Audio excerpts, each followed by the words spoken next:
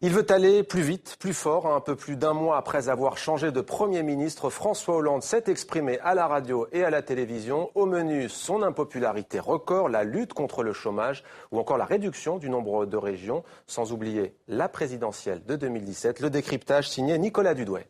Soyez fiers. Sa parole est d'argent, mais a-t-elle encore de la valeur aux yeux de l'opinion publique ? La popularité de François Hollande est désormais sous la barre des 20%. 2 ans jour pour jour après son élection, le président souffle les bougies d'un mandat presque à bout de souffle. Alors la mission du jour, c'est de raviver la petite flamme chez les Français. Moi j'aime les Français, j'aime les gens, j'aime ceux qui sont dans une difficulté et qui gardent espoir. Aimer les Français, mais leur dire la vérité. François Hollande justifie ses choix politiques, toujours dans l'intérêt de la France. Je leur ai demandé beaucoup d'efforts. Je leur ai demandé à un moment où ils espéraient tout de suite pouvoir avoir le retour de leur vote pour ceux qui l'avaient effectué en ma faveur. Je leur ai demandé d'avoir aussi un effort de solidarité à travers des prélèvements. Des Français qui se sentent pourtant floués par les hausses d'impôts et un cap économique social-démocrate incarné par le pacte de responsabilité. Là encore, François Hollande assume. Je pense qu'aujourd'hui, notre destin se joue et qu'il n'y a pas d'autre solution que de soutenir les entreprises. Les entreprises, comme levier d'une croissance espérée à 1% en 2015, 1,7% en 2016, François Hollande fait une prophétie. Le retournement, c'est maintenant. Je leur dis que nous avons pris les mesures qui nous permettent d'avoir demain des résultats. Des résultats comme la baisse du chômage. Le président français lie son destin après 2017 à la courbe de l'emploi. Comment, si j'ai échoué à faire baisser le chômage en 2017, je pourrais prétendre que j'y parviendrai pour les 5 ans qui viennent, après 2017 ? Il y a 2 ans, François Hollande voyait la vie en rose lors de son élection.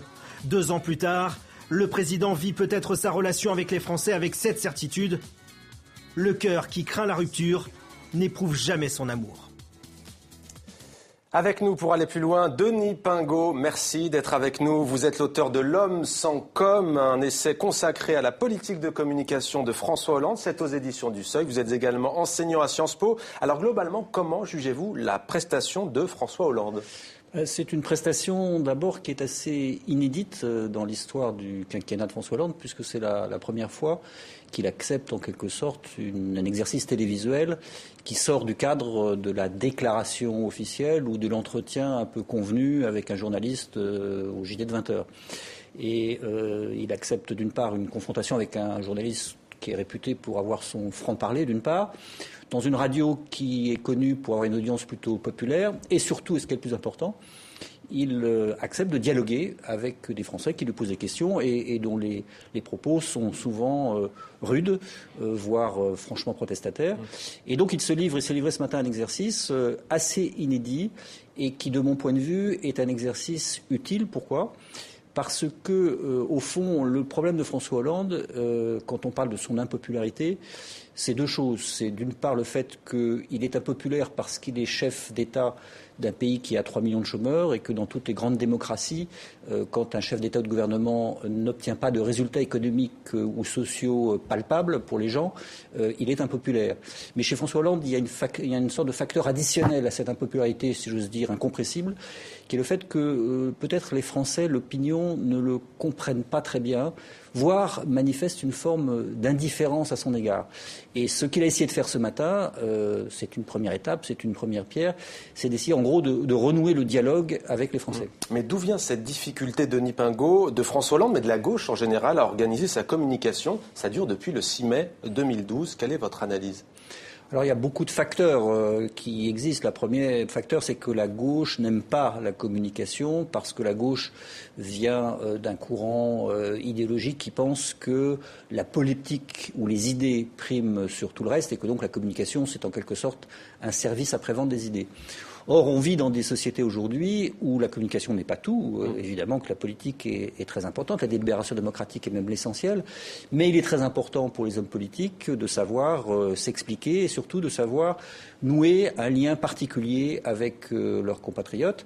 Et un président de la République élu au suffrage universel a un devoir d'écoute, d'attention, de dialogue qui ne se limite pas simplement à incarner de manière statutaire la fonction de chef d'État. Alors, beaucoup reprochaient à Nicolas Sarkozy son hyper-communication, son omniprésence dans les médias. Pour vous, François Hollande est l'homme sans com', c'est ce que vous dites dans votre livre. Quel serait le juste milieu, selon vous, pour un président français dans la situation que l'on connaît aujourd'hui ? Ce qui a choqué parfois les Français s'agissant de Nicolas Sarkozy, il me semble, ce n'est pas tant ce qu'il manifestait comme volontarisme dans le fait d'être aux avant-postes en tant que président de la République, de fixer l'agenda, d'être toujours, de sembler toujours avoir une annonce à faire, donc d'être extrêmement dans la volonté politique. Je ne crois pas que c'est ça que les Français reprochent à Nicolas Sarkozy, parce que je pense que les Français attendent d'un chef de l'État, d'un président de la République, qu'il soit le patron.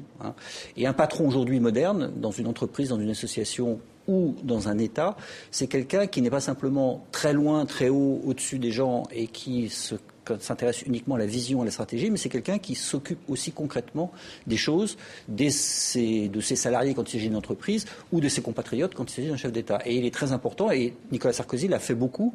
Il l'a fait parfois un peu avec vulgarité, avec brutalité, mais il pensait, et je pense qu'il avait raison, qu'il fallait se colter en quelque sorte les gens, et donc être à leur contact, dialoguer, fût-ce sur un mode contradictoire. Denis Pingot, merci à vous. Je rappelle que vous êtes l'auteur de L'homme sans com', un essai consacré à la politique de communication de François Hollande, édition du Seuil. Merci à vous, Denis Pingot.